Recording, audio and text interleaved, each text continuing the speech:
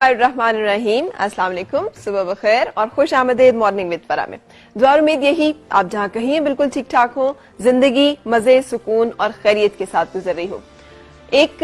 Research جو کہ پچھلے دنوں ریفرنسز میں ہم نے اس کا ذکر کیا، لیکن کبھی تفصیل سے آپ کے ساتھ شیئر کرنے کا موقع نہیں ملا۔ مکمل تفصیل کے ساتھ تو ابھی بھی میں نہیں بتا سکتی، لیکن بہت تیزی کے ساتھ آپ کو اس کے بارے میں بتاتے ہوئے ڈاکٹر اسٹیفن کارلیون ایک ایسے شخص تھے جو کہ رہے ہیں اسرائیل میں تقریباً 3 سال۔ اسرائیل ایک ایسا ملک ہے، ہم جانتے ہیں، جو بہت ساری جگہوں پر عالمی فیصلات پر اثر انداز ہوتا ہے۔ عالمی فیصلے جو ہیں وہ ان کی مرضی کے، ان کی منشا کے مطابق کیے جاتے ہیں۔ وہ کنٹرول کرتے ہیں گورنمنٹس کو، نہ صرف گورنمنٹس کو کنٹرول کرتے ہیں بلکہ طاقتور ترین جو اکانومیز ہیں ان کو کنٹرول کرنے کے ذریعے سے اور عالمی معیشت پہ چھائے ہونے کی وجہ سے وہ پوری دنیا کی جو سیاست ہے اور پوری دنیا کی جو بساط ہے اس کو بڑی حد تک اس پہ جو سب سے کامیاب ہو رہے ہیں وہ یہودی ہی ہیں۔ ہم یہ بھی جانتے ہیں جتنے نوبیل پرائز آج تک دیے گئے، میں نے آپ کو ایک دفعہ پوری لسٹ پڑھ کے بتائی تھی، ان میں سے میجورٹی صرف 2 ایسے ہیں جو کہ مسلمانوں کے حصے میں آئے، باقی تمام تر جو ہیں وہ یہودیوں کے حصے میں ہیں۔ اگر ہم کاروبار کا دیکھ لیں تو جتنے بڑے بڑے برانڈز جتنے ہم سنتے ہیں جو بڑے اسٹیبلشڈ ہیں، بہت زیادہ کامیاب ہیں، وہ سب یہودیوں کے ہیں۔ تقریباً 70% کاروبار جو ہے وہ ان کے ہاتھ میں ہے، عالمی معیشت کا، پوری دنیا کا اس کا مطلب ہے۔ سو یہ تمام چیزیں یہ ثابت کرتی ہیں کہ وہ ایک کامیاب قوم ہے، ایک کامیاب نسل ہے۔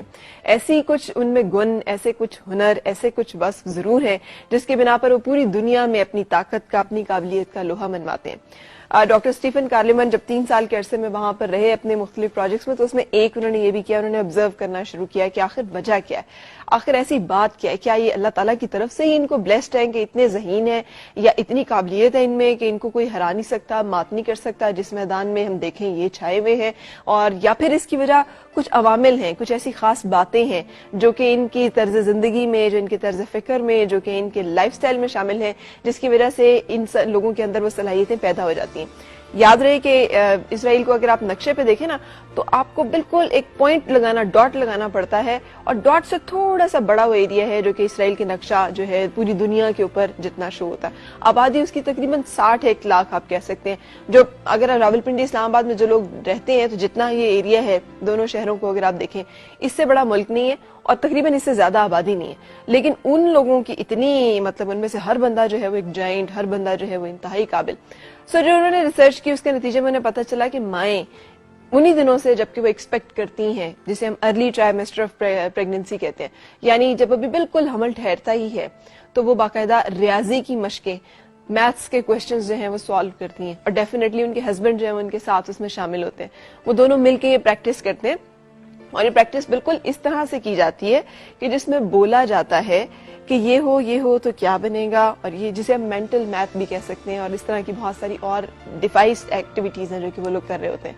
کیونکہ ان کا ماننا یہ ہے کہ جو حاملہ خاتون ہے اس جو کھاتی ہے اور جو وہ سوچتی ہے، اور خاص طور پہ جس طرح کے اس کے ذہنی مشاغل رہتے ہیں، اس کا ڈائریکٹ اثر جو ہے وہ بچے کے اوپر، یعنی نسل کے اوپر، جو شخص، جو انسان دنیا میں آنے والا ہے اس کی شخصیت کے اوپر، اس کی سوچ کے اوپر پڑ رہے ہوتے ہیں۔ نہ صرف یہ بلکہ وہ موسیقی میں گہری دلچسپی لیتی ہیں، وہ موسیقی سنتی ہیں، بجاتی ہیں، گاتی ہیں۔ یہ بتانے کی تو ضرورت ہی نہیں ہے کہ ایک ریلیکس انوائرمنٹ میں ان کو رکھا جاتا ہے، جہاں پر کوئی ساس کے تانے نہیں ہوتے، جہاں پہ کوئی شوہر کی بدمزاجی نہیں ہوتی، بلکہ ان کو اس طرح سے دیکھا جاتا ہے کہ وہ جنم دینے والی ہیں ایک ایسے شخص کو، ایک ایسی انسان کو جو کہ دنیا میں کچھ کرنے کی قابلیت اور صلاحیت رکھے۔ ان کا فوکس ہوتا ہے کہ ایک ذہین انسان کو پیدا کیا جائے، صرف بچے پیدا کرنا یا صرف اس لیے پیدا کر دینا کہ ہم اسٹیبلش ہو جائیں گے خاندان میں، یا ہمیں کوئی کچھ کہہ نہیں سکتا پھر، یا پھر یہ کہ ایک دفعہ بچہ پیدا ہو جائے تو پھر یہ شوہر جو ہے یہ قابو میں آ جائے گا۔ ان سوچوں سے برعکس جو تھاٹ ہوتا ہے اس کے پیچھے وہ یہ کہ ایک ذہین انسان پیدا کیا جائے، اور یہ تھاٹ صرف اس عورت کا نہیں ہوتا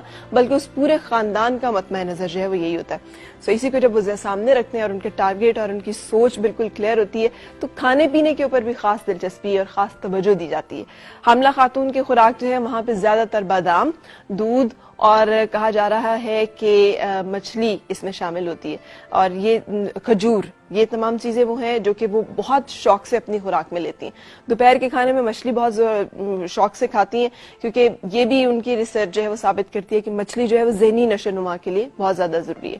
اچھا، یہ تو وہ تمام چند عوامل ہیں جو پیدا ہونے سے پہلے۔ جب بچہ دنیا میں آنکھ کھولتا ہے تو ان کے بچے جو ہے 3 زبانیں ضرور بولتے ہیں، جس میں ایک عربی ہے، ایک عبرانی ہے اور ایک انگریزی ہے۔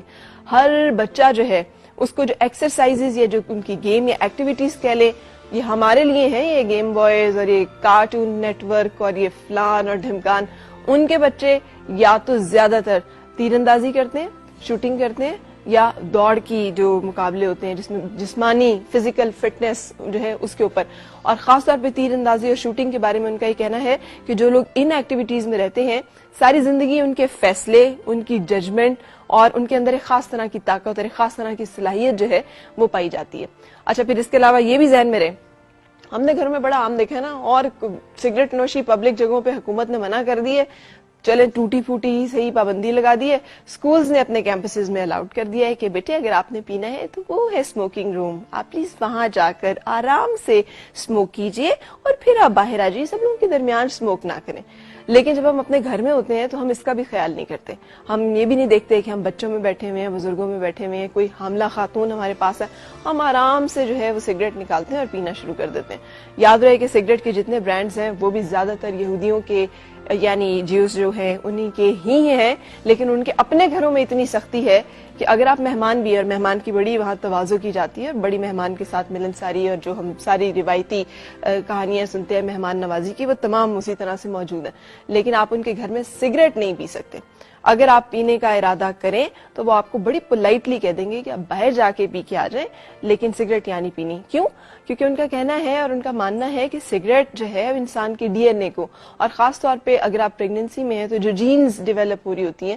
ان کے اوپر ڈائریکٹلی اثر انداز ہوتی ہیں اور اس کو تباہ کرنے میں بڑا اہم کردار جو ہے وہ ادا کرتی ہیں. اچھا اب اس کے بعد جب بچے پڑھنے کی اسٹیج پر آتے ہیں تو کلاس اے جسے ہم کہتے ہیں 6 گریڈ کہہ لیں یا تقریباً 8-10 سال کی عمر کہہ لیں, جس میں ہم ابھی بچوں کو 1+2, 2+4 یہ ساری چیزیں جو ہے وہ پڑھا رہے ہوتے ہیں, یا کانسیپٹس یا کانسیپچل میتھس جو ہے اس کو لے کر چل رہے ہوتے ہیں, وہ کاروباری میتھس پڑھاتے ہیں جس میں یہ وہ آپ نے دیکھا ہوگا ہمارے بچوں کو بھی بڑی مشکل آتی ہے کہ اگر آپ کسی دکان پہ گئے ہیں اور آپ نے 12 انڈے لیے ہیں اور 12 انڈوں کی قیمت جو ہے 14 روپے تھی اور آپ نے 100 روپے دیے تو واپس کتنے آئیں گے. سو اس طرح کی جو چیزیں ہیں اس میں وہ بڑے کمانڈ ان کو دی جاتی ہے اور وہ سکھایا جاتا ہے باقاعدہ.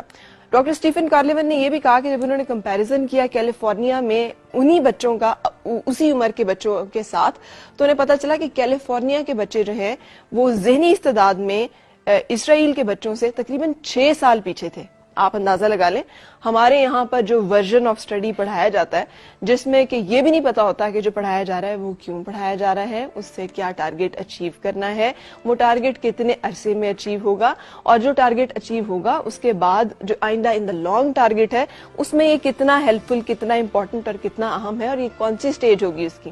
ہمارا جو نظام تعلیم ہے وہ ماشاءاللہ باہر سے اچانک کچھ ایکسپرٹس آتے ہیں جو ہمیں بتاتے ہیں یہ چند چیزیں نکال دیں, یہ چند چیزیں ڈال لیں, اس لیے کہ یہ چند چیزیں پڑھ کے جو ہے نا وہ ہمارے مفاد پہ ذرا زد پڑتی ہے, وہ اس لحاظ سے اپنے بچوں کو لے کر چلتے ہیں. پھر اس کے بعد جب بچے یونیورسٹی لیول پہ آتے ہیں, ہائی اسکول میں ہمارے یہاں نا آرٹس پڑھنا, وہاں سائنس کے مضامین کے ترویج ان کے اوپر فوکس کیا جاتا ہے, کوشش کی جاتی ہے بچے زیادہ سائنس کے مضامین جو ہیں وہ پڑھیں. یونیورسٹی میں جب وہ آتے ہیں تو وہاں پر چند چیزیں جو ہیں ان کے اوپر خاص طور پہ فوکس کیا جاتا ہے. ایک تو یہ کہ آخری جو چند سال ہوتے ہیں اس میں کاروبار کو اسٹڈی کرنا, بزنس کو اسٹڈی کرنا جو ہے وہ بہت اہم ہے, اور ان لوگوں کو پاس کیا جاتا ہے, گروپس بنائے جاتے ہیں جو اختراعی اور عملی منصوبے بنائیں, پروجیکٹس ڈیولپ کریں. وہ گروپ کامیاب ہوتا ہے جو تقریباً $10 تک, $10 لاکھ میں لکھا ہوا ہے, ہاں $10,000 تک کا منافع جو ہے وہ کم از کم کماتا ہے. سو وہ لوگ صرف ڈگری گرانٹ کیے جاتے ہیں. ہم پھر حیران ہوتے ہیں کہ یہ لوگ کیوں دنیا کی معیشت پہ اور کاروبار پہ چاہے, جبکہ ہمارے ہاں ہر بچہ جب پڑھ رہا ہوتا ہے کسی کے بھی ذہن میں کاروبار کرنا یا کاروبار میں کامیاب ہونا نہیں ہوتا. 100% اگر لوگ پڑھ رہے ہیں تو اس میں سے 90%, 95% جو ہے وہ کسی نہ کسی نوکری کی خواہش جو ہے یا کسی نہ کسی نوکری کو ٹارگٹ کیے ہوئے ہوں گے. اسی لیے یہ بہت امپاورڈ لوگ ہیں, ان کے اوپر کوئی بھی غلبہ جو ہے, یہ امپلائرز ہیں,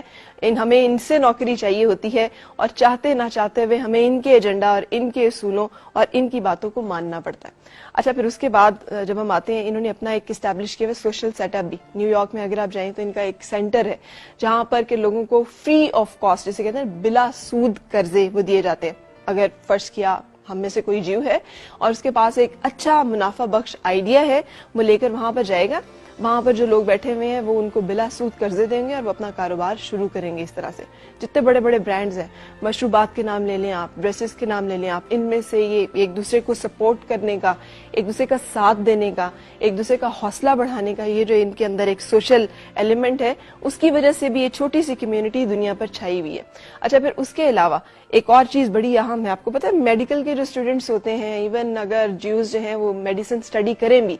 तो उसके बाद यही जो मैं आपको बता रही हूँ दारा, जो न्यूयॉर्क में जिसका मेन सेटअप है, वहां पर उनको ये प्रमोट किया जाता है और उनको इनकरेज किया जाता है कि बगैर किसी हॉस्पिटल में नौकरी करने के बजाय वो वहां से कर्जा लें, बिला सूद कर्जा, और अपना एक कारोबार शुरू करें। इसलिए ज्यादातर जो यहूदी डॉक्टर्स हैं वो हमें प्राइवेट प्रैक्टिस में नजर आते हैं,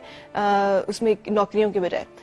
ये एक इंफ्रास्ट्रक्चर है, ये एक सोच है जो कि प्रिवेल करती है, और ये नस्ल दर नस्ल किया जाने वाला वो काम है जो किसी भी जगह पर अगर राइज किया जाए तो यकीनन नताइज वही मिलेंगे जो हमें इस एक मखसूस खित्ते, इस एक मखसूस कौम के साथ मिल रहे हैं। हमने सोचना सिर्फ ये है कि हम क्या कर रहे हैं, और हमने सोचना सिर्फ ये है कि क्या हमारी प्रायोरिटीज और प्रेफरेंसेस में भी एक ज़हीन नस्ल पैदा करना, एक कामयाब इंसान पैदा करना, एक ऐसा इंसान जो एम्पावर्ड हो। जबकि हमारे हजूर सल्लल्लाहु अलैहि वसल्लम ने हमें बता दिया है कि जो माल है, या जो इसे कह लें रिस्क का तकरीबन 70% हिस्सा, बल्कि शायद इससे भी ज्यादा, मैं उसकी सही जो है वो मिस कर रही हूँ इस वक्त, वो तिजारत में है, और बाकी जो है वो फिर बाकी जगहों पर डिस्ट्रीब्यूट कर दिया गया। हम नौकरियों को फोकस करते हैं और फिर हम रोते इस बात को हैं कि रोजगार के मौके नहीं है या अनएम्प्लॉयमेंट हो रही है। सो कोशिश करनी है हमें कि हम इन तमाम चीजों को अपनी जिंदगियों में शामिल करें ताकि हम सीख सकें। बच्चों की फूड में जंक फूड बिल्कुल नहीं है। ये जो हम डिफरेंट चीजें खिलाते हैं ना अपने बच्चों को, बच्चे भी वहाँ बादाम, दूध, मछली और इस तरह की चीजें जो है वो इस्तेमाल करते हैं। बड़ी फोकस और कॉन्सेंट्रेटेड उनकी ब्रॉटअप होता है जिसके ऊपर खासी तवज्जो दी जाती है।